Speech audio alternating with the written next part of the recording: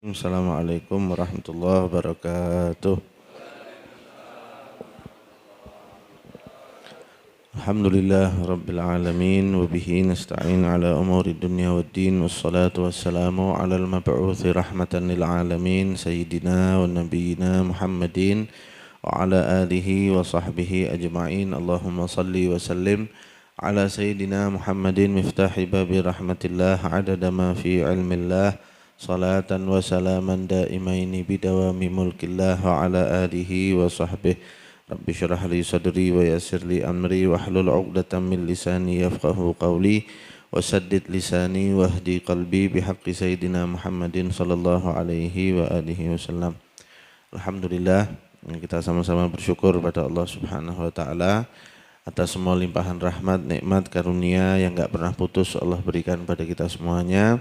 Khususnya nikmat iman, nikmat Islam, nikmat sehat walafiat, nikmat panjang umur, nikmat taufik dari Allah Subhanahu wa taala sehingga kita sama-sama bisa melangkahkan kaki ke tempat yang diberkahi oleh Allah Subhanahu wa taala ini untuk sama-sama melakukan berbagai kegiatan yang kita harap diterima oleh Allah Subhanahu wa taala, dilipat gandakan ganjarannya oleh Allah dan jadi sebab kita dapat ridhonya Allah Subhanahu wa taala dunia dan akhirat. Amin ya rabbal alamin. Seperti biasa kita melanjutkan kajian kita soal hadis Nabi SAW dari kitab Arba'in An-Nawawi.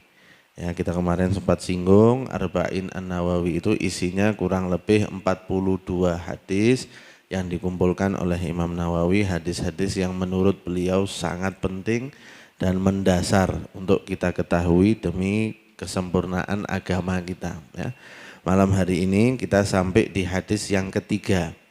Bunyi hadisnya begini. An Abi Abdurrahman Abdullah bin Umar bin Al-Khattab radhiyallahu ta'ala anhuma qala sami'tu Rasulullah sallallahu alaihi wa alihi wasallam yaqul buniyal islamu ala khamsin syahadati an la ilaha illallah wa anna muhammadan rasulullah wa iqamis salah wa ita'iz zakah wa hajjil bait wa saumi ramadan rawahul Bukhari wa Muslim.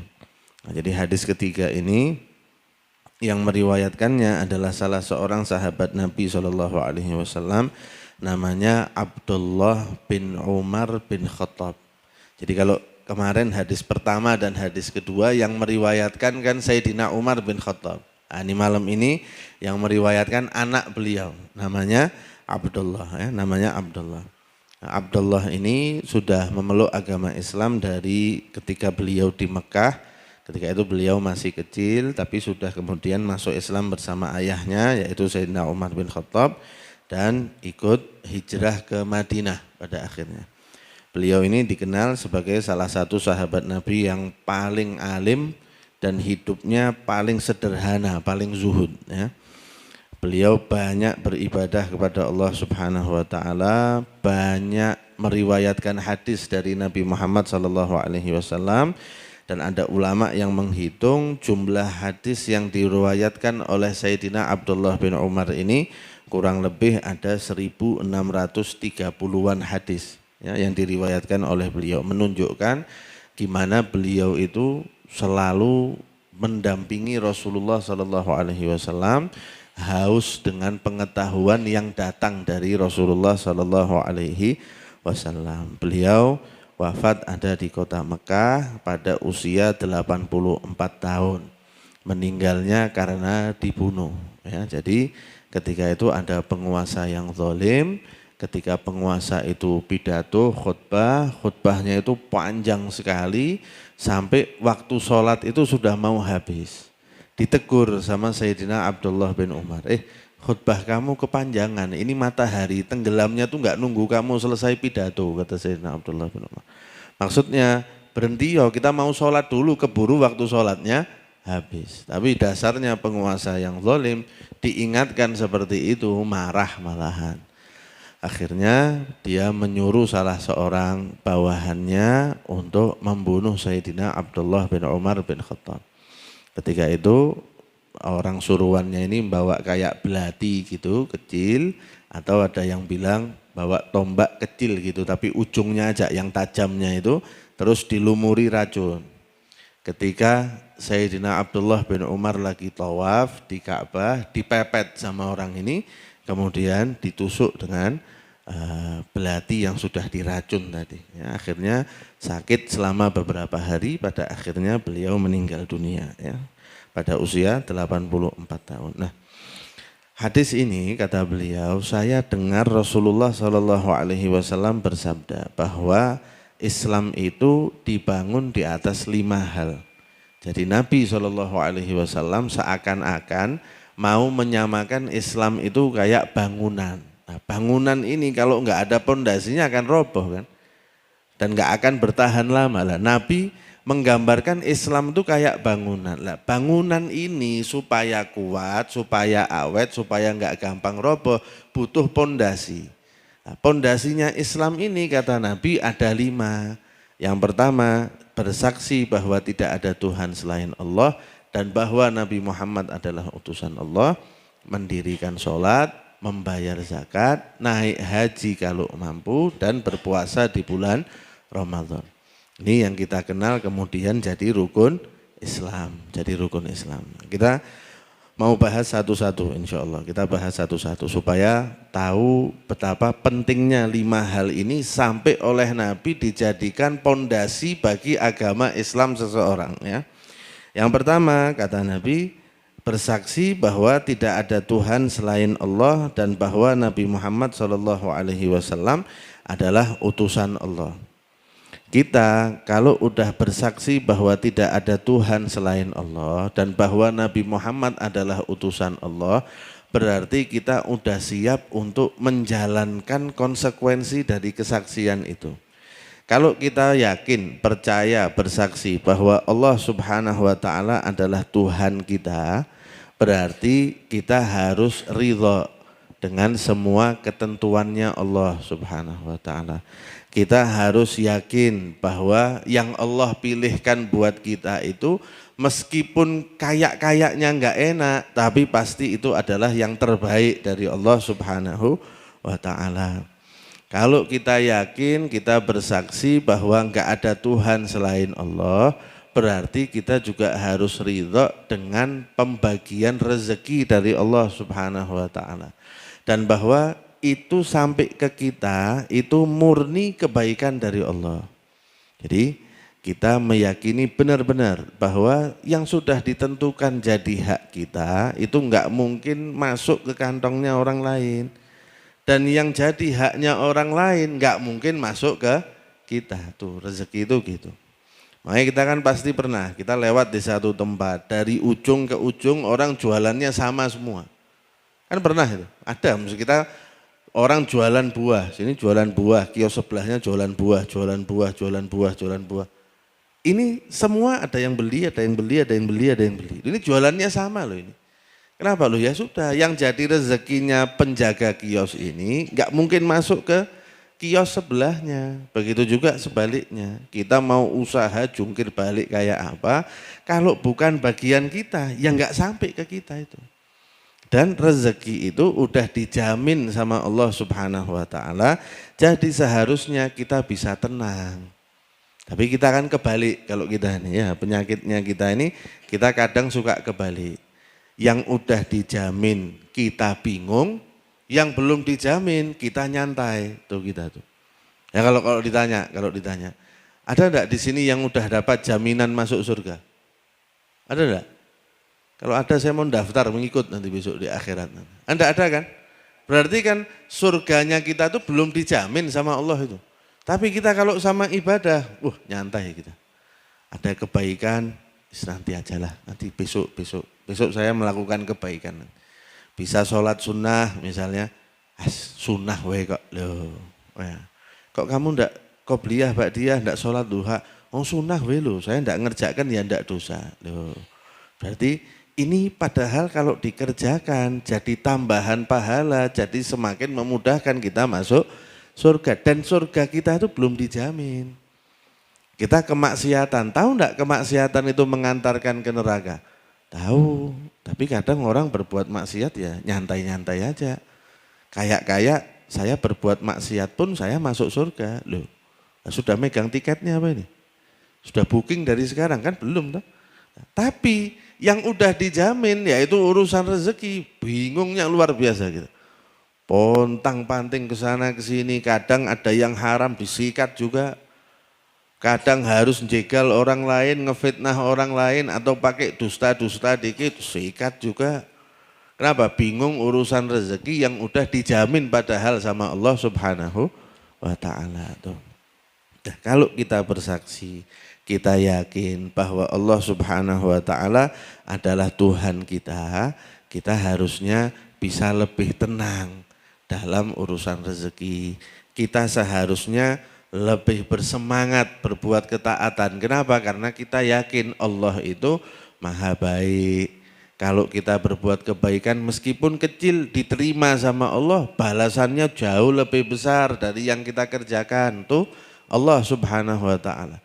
Jadi matematikanya Allah tuh enggak sama kayak matematikanya kita. Kita ngasih kebaikan orang satu, ya kemungkinan orang itu balasnya satu juga.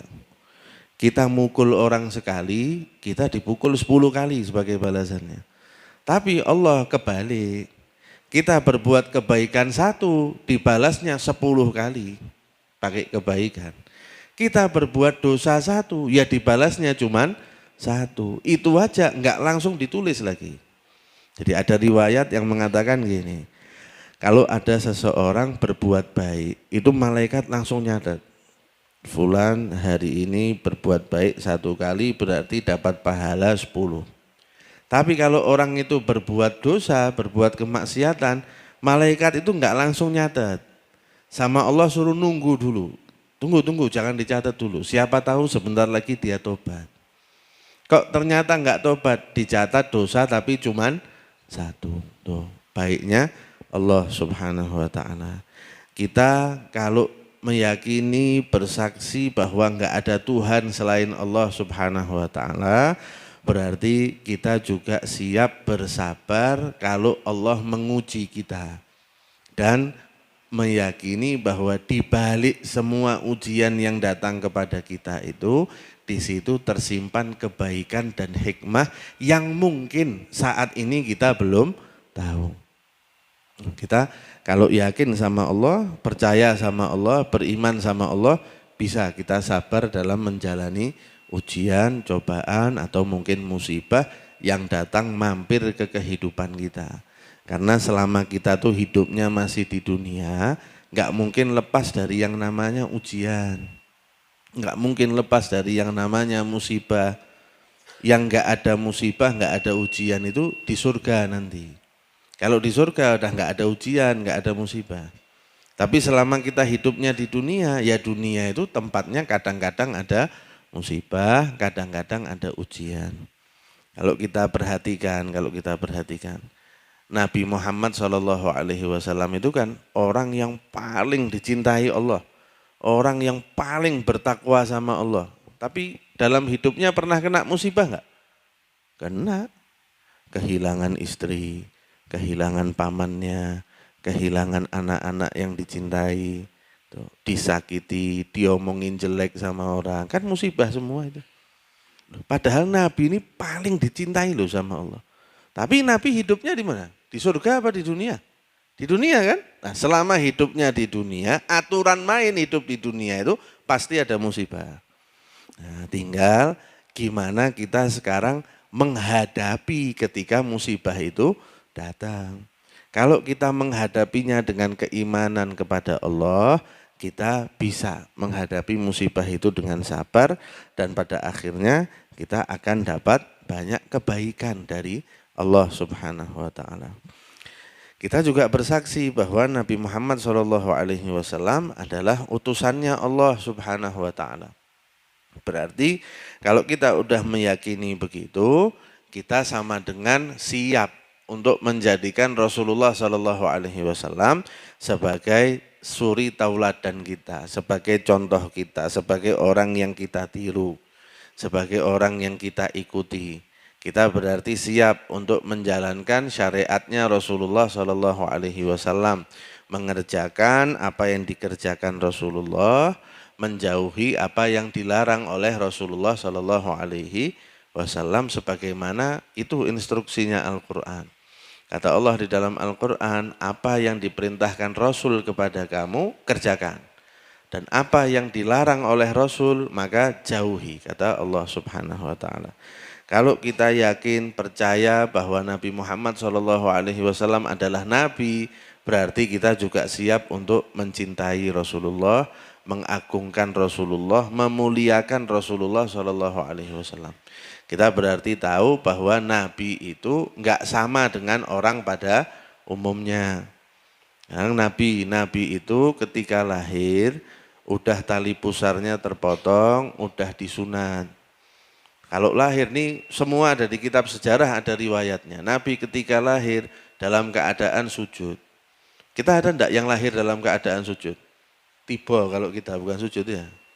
Kalau kita namanya jelungup, bukan sujud kalau kita. Nah, berarti sama enggak Nabi dengan kita? Enggak sama. Kenapa enggak sama? Karena beliau tuh jadi Nabi. Tuh. Ya, sekarang kalau kita meyakini bahwa Rasulullah itu adalah Nabi, Nabi Muhammad adalah Nabi, berarti kita juga siap untuk mengagungkan dan memuliakan Rasulullah Shallallahu Alaihi Wasallam. Siap ngikuti apa yang diajarkan Rasulullah, siap meneladani sunnah-sunnahnya Rasulullah Shallallahu Alaihi Wasallam. Kemudian yang kedua kata Nabi, kalau kamu beragama Islam, Islam itu dibangun atas 5 perkara. Perkara yang kedua adalah mendirikan sholat. Mendirikan sholat itu berbeda dengan mengerjakan sholat. Mengerjakan sholat itu orang menghadap kiblat berdiri, takbiratul ihram, baca fatihah, rukuk, sujud, salam. Itu namanya orang sudah mengerjakan sholat.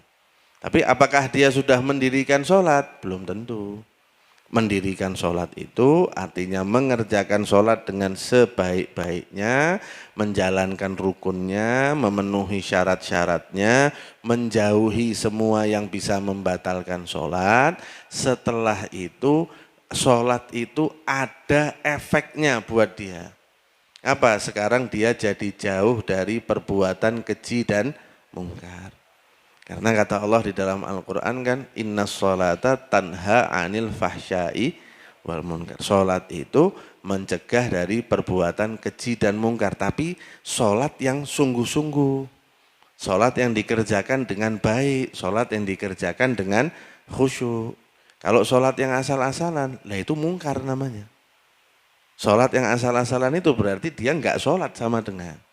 Jadi kesannya aja dia menggugurkan kewajiban, tapi sekarang sholatnya itu enggak punya dampak apa-apa terhadap dirinya dia, enggak menjauhkan dia dari perbuatan keji dan mungkar.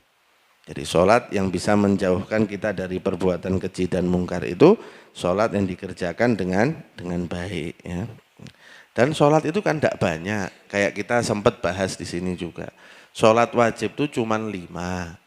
Anggap per sholat 5 menit. Berarti dari 24 jam Allah cuma minta 30 menit aja dari waktu kita untuk sholat. Untuk sujud sama Allah, untuk merendahkan diri di hadapan Allah Subhanahu wa ta'ala. Tapi dari 5 menit, dari 30 menit yang kita kerjakan itu yang menentukan kebahagiaan kita di dunia sampai di akhirat. Kenapa? Karena kata Nabi di dalam hadis, nanti yang pertama kali dihisab itu adalah sholat. Sholatnya beres, semuanya dianggap beres. Sholatnya enggak beres, berarti yang belakang-belakangnya kemungkinan besar juga enggak beres. Kenapa? Karena tadi kan, sholat itu mencegah dari perbuatan keji dan mungkar. Ini kalau sholatnya benar, berarti kan kemungkinan besar dia terjauhkan dari perbuatan keji dan mungkar. Ya kesananya dianggap beres semua udah. Tuh, padahal cuma setengah jam tok ini. Dari 24 jam cuma 30 menit. Tapi 30 menit ini pentingnya luar biasa. Saking pentingnya perintah sholat itu enggak didapatkan Nabi melalui wahyu lewat malaikat Jibril. Tapi didapatkan langsung Nabi diberikan oleh Allah Subhanahu wa ta'ala ketika Isra Mi'raj. Menunjukkan pentingnya urusan sholat. Kasarannya gini. Mbah Sahal misalnya telepon saya. Ustadz saya mau ngomong penting ini. Ya sudah lewat telepon aja Mbah Sahal. Waduh jangan ketemu aja biar lebih enak. Berarti permasalahannya kan penting sekali itu. Sampai nggak bisa disampaikan lewat telepon. Harus ketemu tatap muka langsung baru bisa disampaikan. Itu sholat gitu. Nggak lewat malaikat Jibril, enggak. Tapi Nabi ketemu Allah, Allah langsung yang memberikan perintah sholat itu. Menunjukkan pentingnya kedudukan sholat. Di dalam sejarah diceritakan ada satu rombongan datang menghadap Nabi ke Madinah, masuk Islam. Kata mereka, ya Rasulullah, kita masuk Islam nih, tapi kita punya permintaan.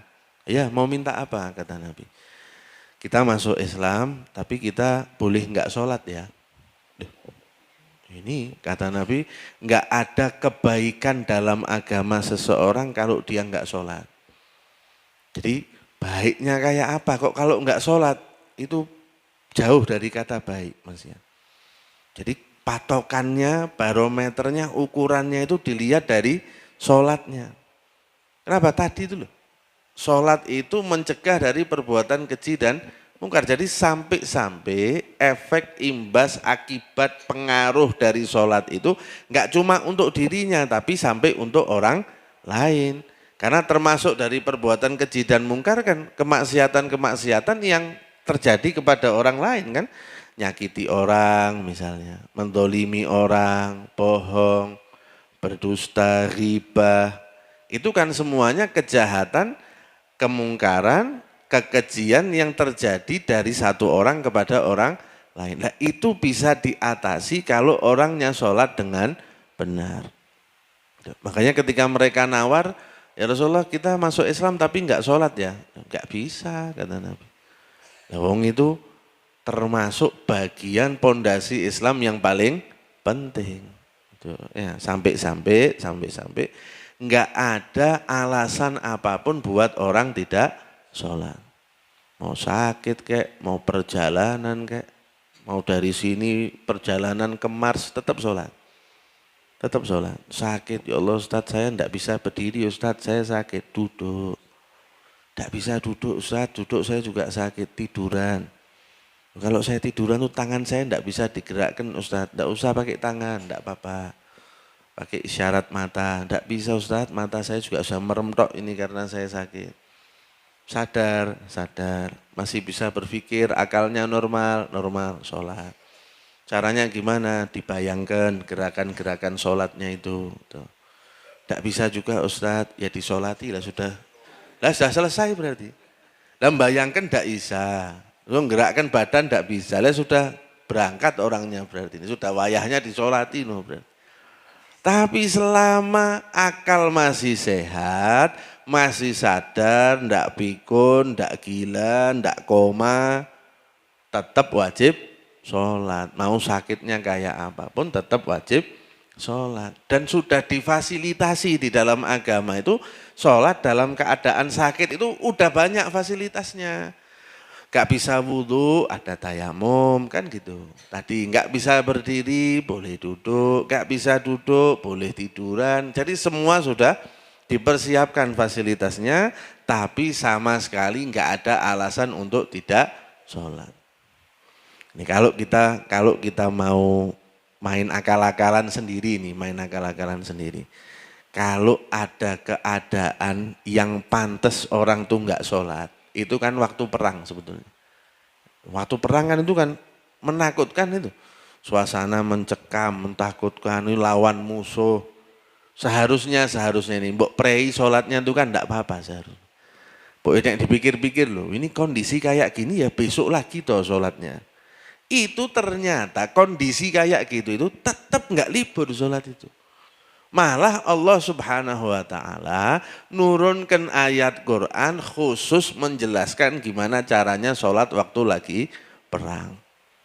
Artinya kondisi kayak gitu aja sholatnya enggak libur. Apalagi ini cuman aduh saya pusing Ustadz. Ini jempol kaki saya cantengan ini ketoknya. Wah apalagi tambah sholat itu malahan.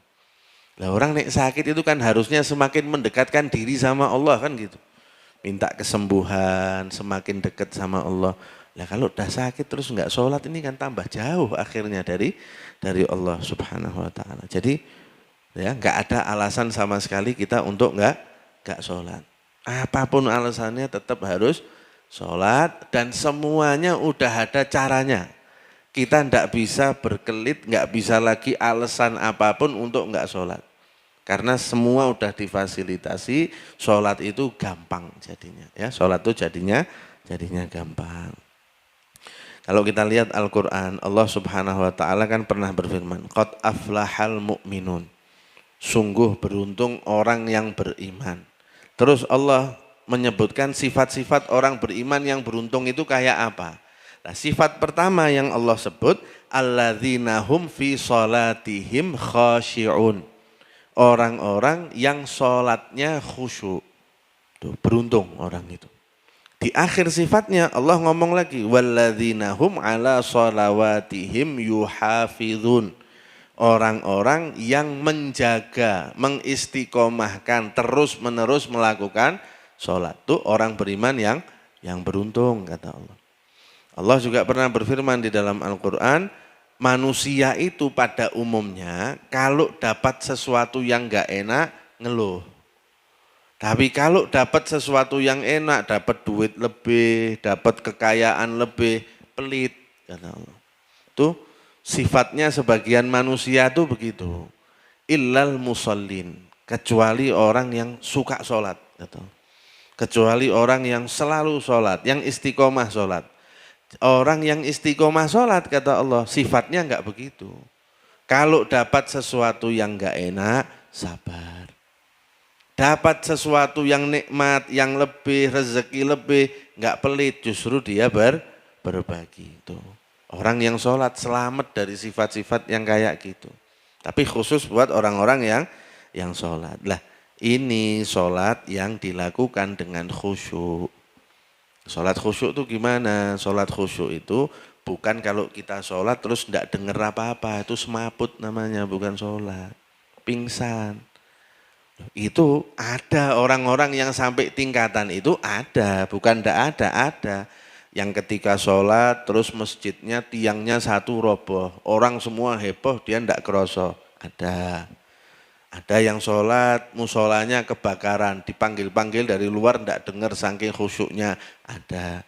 Nah, tapi kan bukan kita-kita toh, wis loh. Kita ini yang standar-standar aja, Standar tuh gimana? Sholat khusyuk itu pokoknya sholat yang fokus. Itu aja. Setiap kali fokusnya hilang, difokuskan lagi. Fokusnya hilang, difokuskan lagi. Konsentrasinya hilang, dibalikkan lagi. Itu caranya sholat khusyuk ala kita-kita ini. Nah, untuk bisa sampai ke sana harus ada persiapannya. Kata Nabi di dalam hadis, miftahus shalah at-tahur. Kunci untuk masuk ke dalam sholat itu adalah bersuci.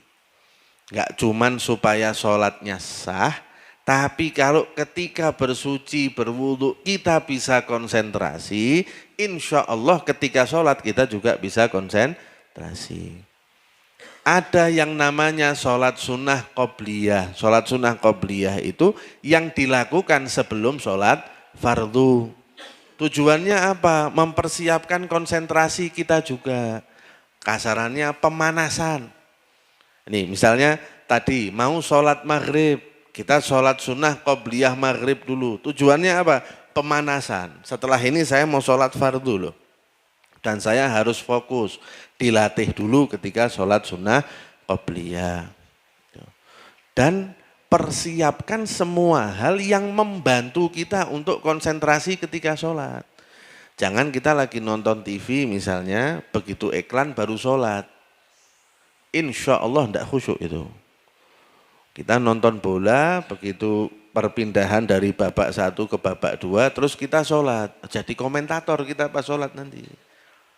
Kita nonton sinetron, pas sinetronnya iklan kita sholat. Insya Allah jadi sutradara kita. Jadi kan nggak mempersiapkan diri untuk itu. Jadi benar-benar persiapkan diri, atur konsentrasi kita, jauhkan semua hal yang sekiranya mengganggu konsentrasi kita ketika kita sholat. Makanya sebagian ulama tuh ada yang ngomong sama murid-muridnya, kalau nanti saya keluar dari tempat ini, jalan ke masjid, jangan ada yang ngajak saya ngobrol. Kenapa? Saya sudah mau mempersiapkan diri, ngatur supaya nanti pas sholat saya bisa konsentrasi. Yang membantu kita juga untuk konsentrasi adalah kalau kita paham apa yang kita baca ketika kita lagi sholat. Baca Al-Fatihah, paham apa yang dibaca, itu membantu untuk konsentrasi. Bukan ngerti tafsirnya loh ya, kalau ngerti tafsirnya tambah tidak khusyuk gitu. Allahu Akbar, Bismillahirrahmanirrahim. Dengan menyebut nama Allah. Dengan itu dalam bahasa Arab, itu namanya les bahasa Arab, bukan sholat namanya. Kita cukup tahu artinya secara global aja, supaya kita bisa meresapi itu. Gitu loh.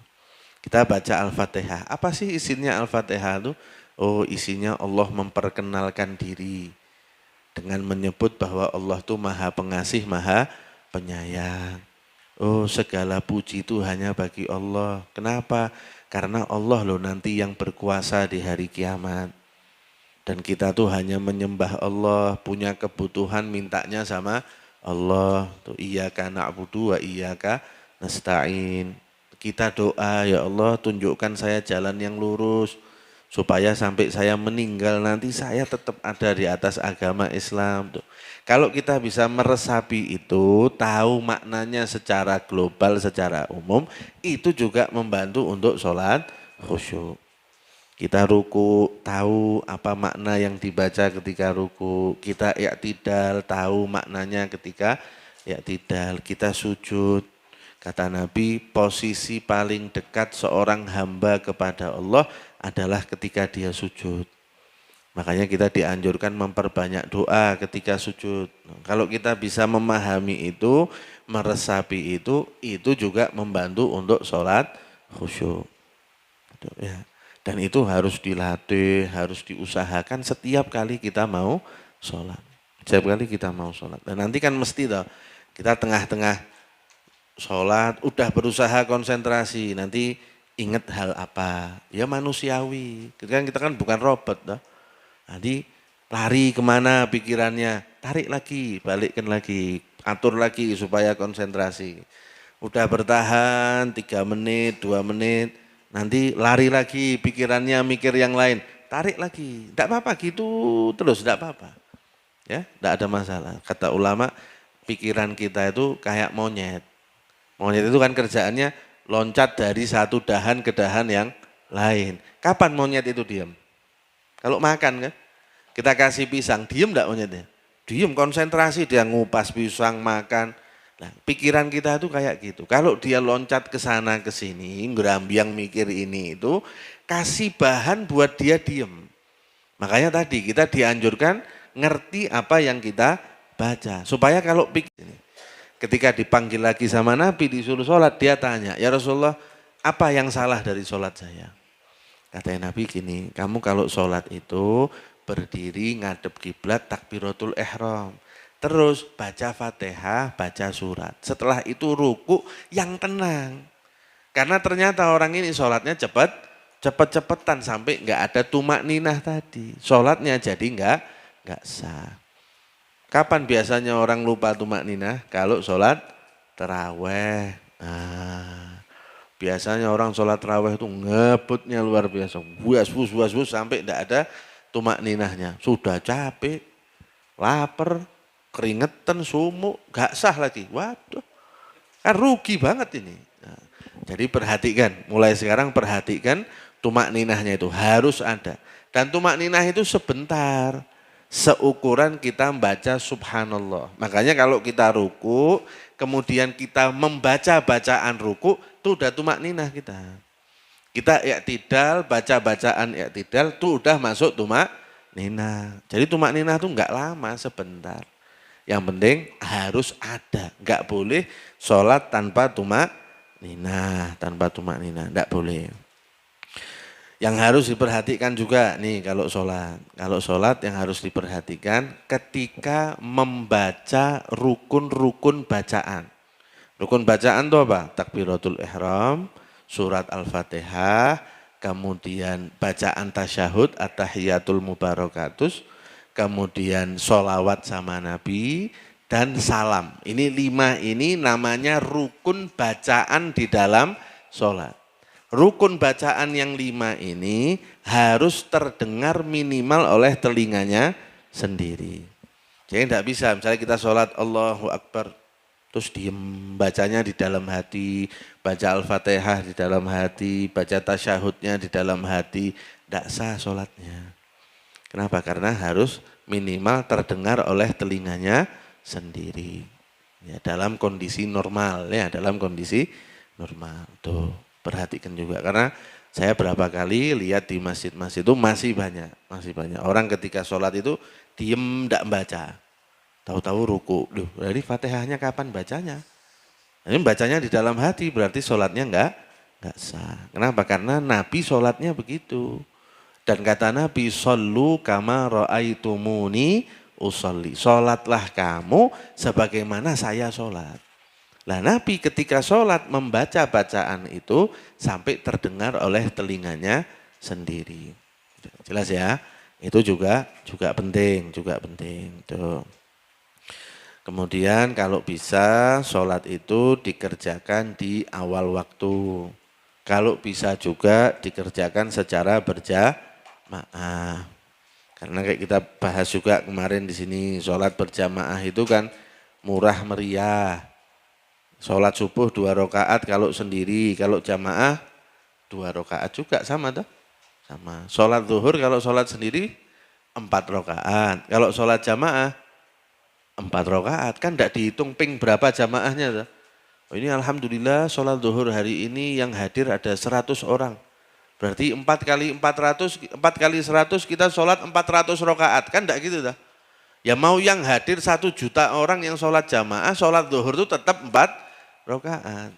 Jadi enggak ada yang berbeda antara sholat sendiri dengan sholat berjamaah. Bedanya cuma 1, pahalanya. Itu aja yang beda. Tapi kalau yang lain-lainnya sama. Dan sholat jamaah itu kan gampang. Kalau kita bisa sholat di masjid lebih bagus.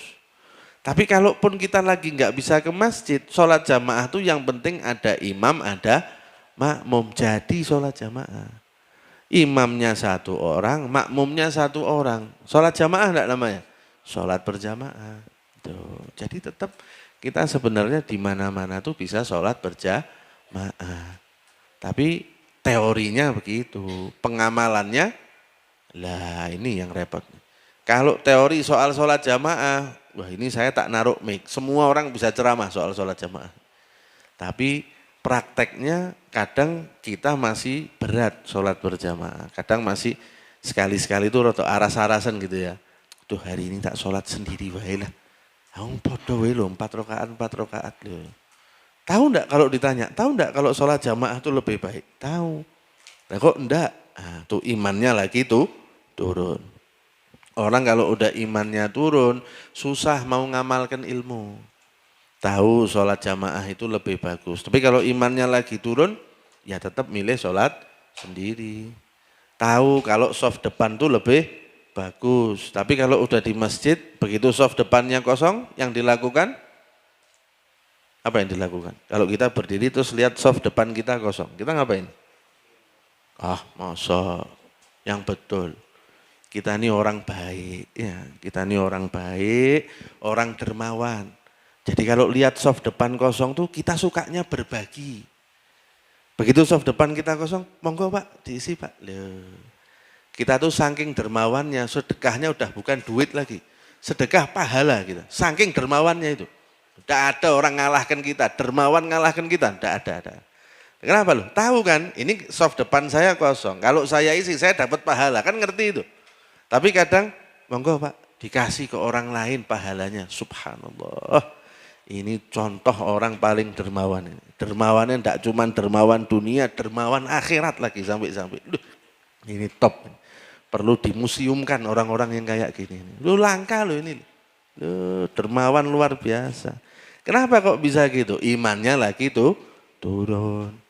Orang kalau imannya turun, ngerti teorinya, tapi ngamalkannya susah. Tuh ya. Balik lagi ke sholat. Jadi sholat kalau bisa dilakukan secara berjamaah karena keuntungannya lebih besar. Pahalanya lebih besar. Dalam riwayat dikatakan orang kalau sholat jamaah itu sholatnya pasti diterima. Jadi kalau orang udah sholat berjamaah, Allah lihat imamnya. Ini imamnya khusyuk enggak ini? Oh imamnya khusyuk, tuh ke belakang semua diterima sholatnya sama Allah.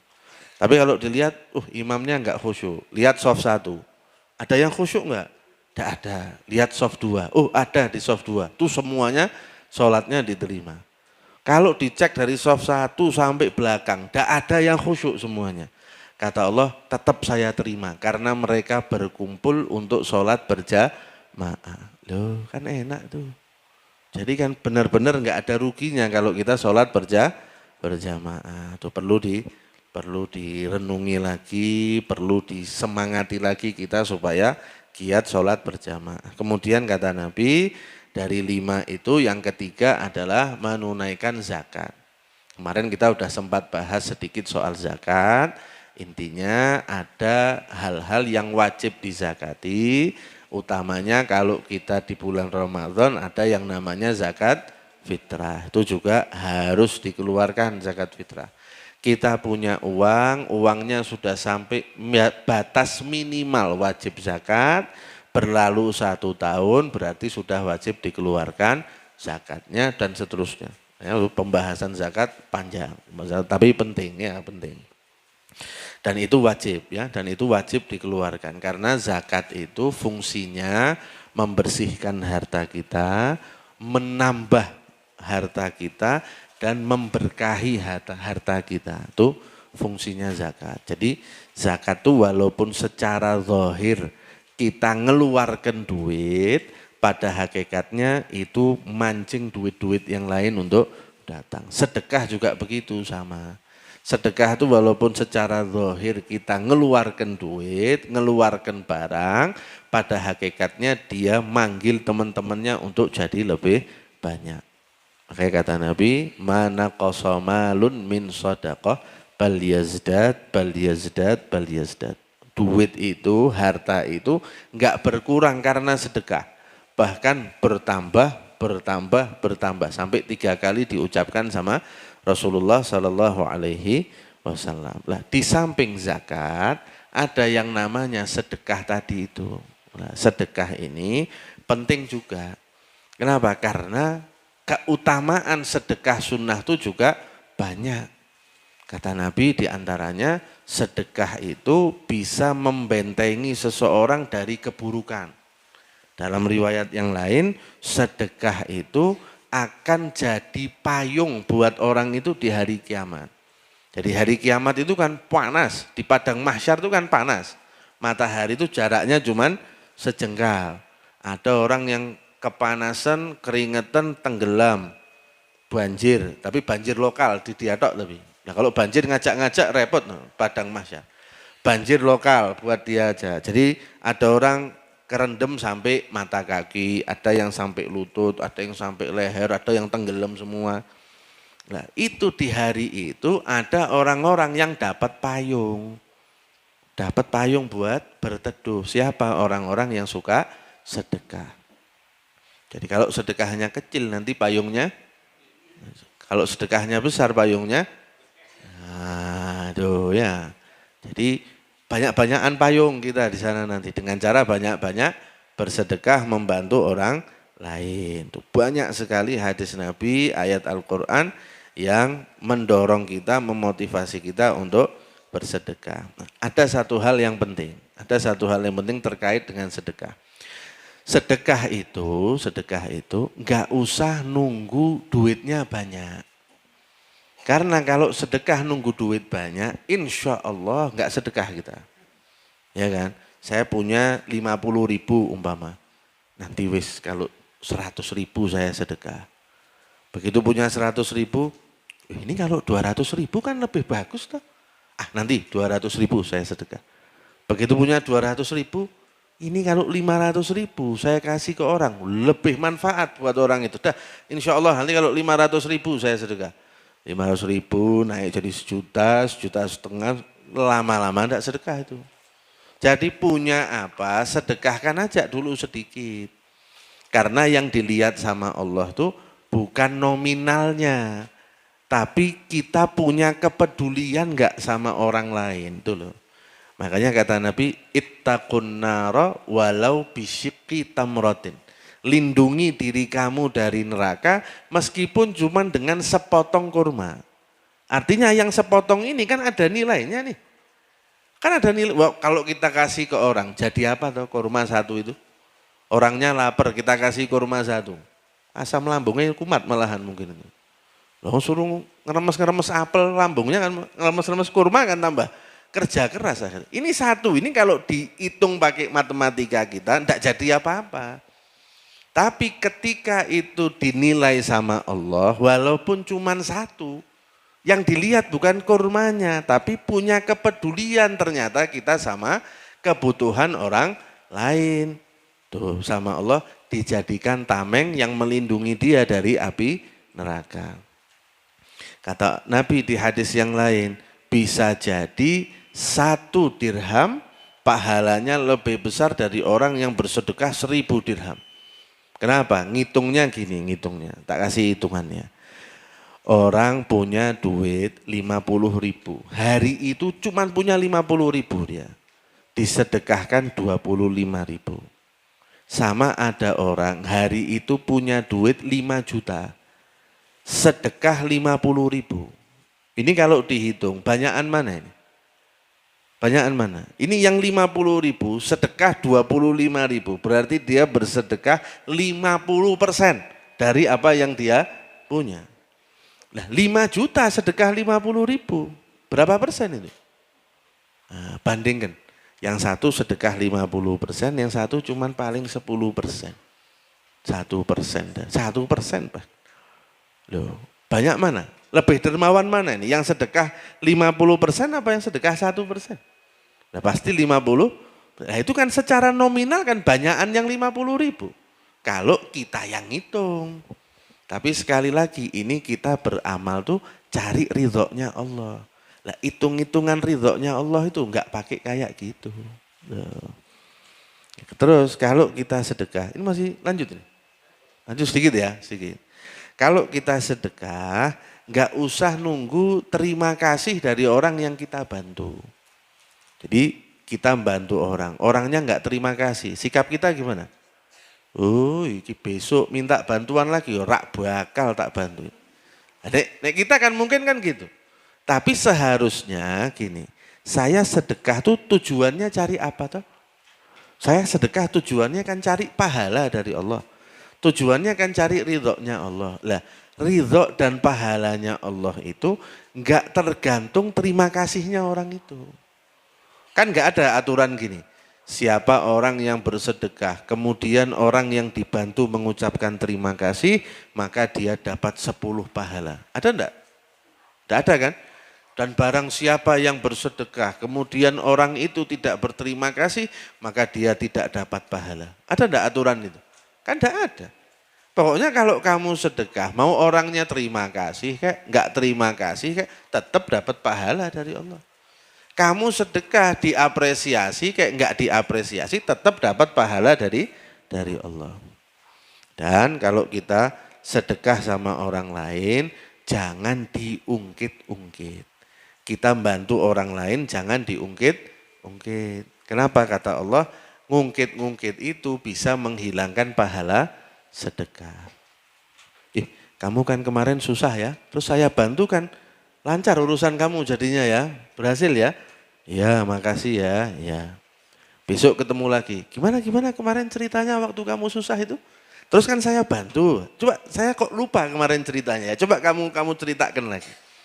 2 kali, besoknya ketemu lagi, ya Allah seneng saya lihat kamu. Saya kalau lihat kamu ingat waktu kamu susah. Terus pas saya bantu kamu akhirnya sukses berhasil, diungkit terus. Itu kata Allah lama-lama pahala sedekahnya habis. Tuh, udah pokoknya kita tuh hubungannya antara kita sama Allah. Dan hubungan sama Allah tuh enggak tergantung terima kasih dari manusia. Jelas ya? Jelas. Terus puasa Ramadan sama naik haji kalau mampu. Kalau kita lihat urutannya sekarang, ini sebagai penutup. Kita lihat urutan yang disebutkan sama Nabi tadi. Itu yang awal lebih penting dari yang belakang. Jadi Nabi syahadat bahwa tidak ada Tuhan selain Allah, sholat, bayar zakat, naik haji, puasa Ramadan.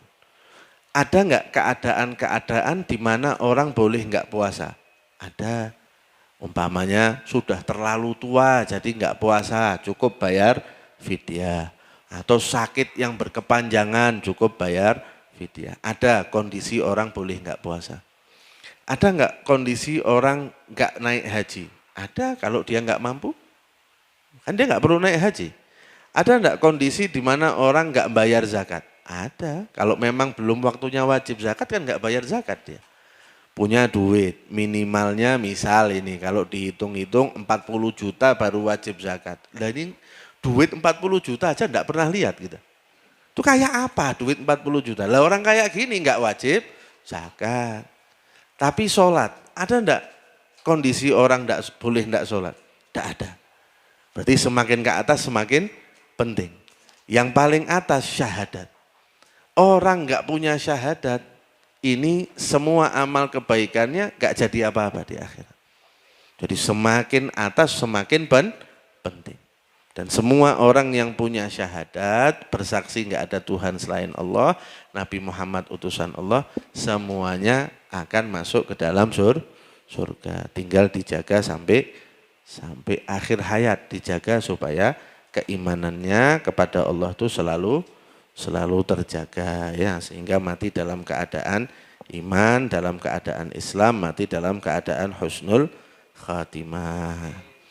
Ini juga kita doakan kesembuhan untuk Bapak Surono Ronggo yang saat ini sedang dirawat di rumah sakit. Kita doakan mudah-mudahan Allah Subhanahu wa taala angkat penyakitnya, Allah segerakan kesembuhannya, kesembuhan lahir, kesembuhan batin diganti dengan kesehatan, diganti dengan keberkahan, diganti dengan kebahagiaan, dijadikan keadaannya setelah ini jauh lebih baik dari sebelum-sebelumnya, jauh lebih sehat dari sebelum-sebelumnya, sampai akhirnya bisa ikut lagi sholat berjamaah di sini, menghadiri majelis taklim dan kegiatan-kegiatan kebaikan lainnya.